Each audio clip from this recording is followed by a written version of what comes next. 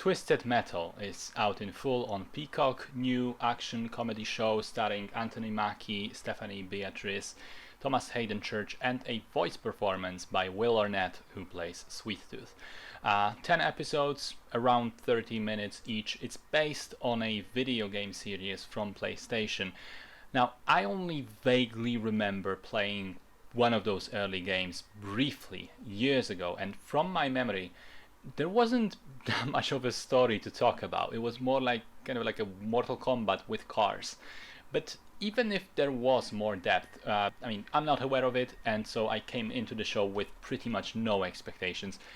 The story follows John Doe, played by Anthony Mackie. He lives in a post-apocalyptic America and works as a milkman, which is slang for a courier delivering parcels through the deadly wastelands between walled-off cities.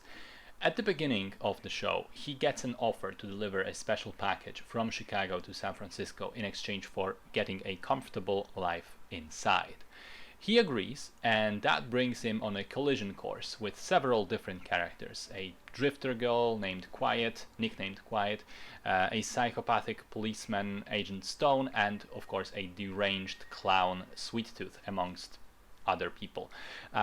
So the whole thing is very much a B-grade show, deliberately kinda trashy, with lowbrow humor, exaggerated characters, ultra violence, and some really grungy action. It kind of has a 90s, early 2000s mid-budget show vibe to it, but it kind of works. I mean, I'd say it's honestly a decent show. The story has a nice road trip vibe to it.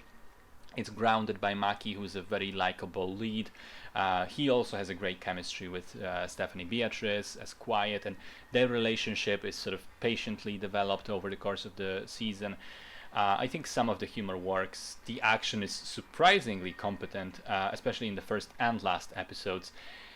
It is flawed, make no mistake. I think some of the subplots are too drawn out or even unnecessary. I think there's perhaps too many side characters. I think some of the episodes are a little too wacky for my taste. But none of that really prevented me from enjoying the show for what it was. I mean, clearly it's not prestige television, but as a fun little romp, it does its job.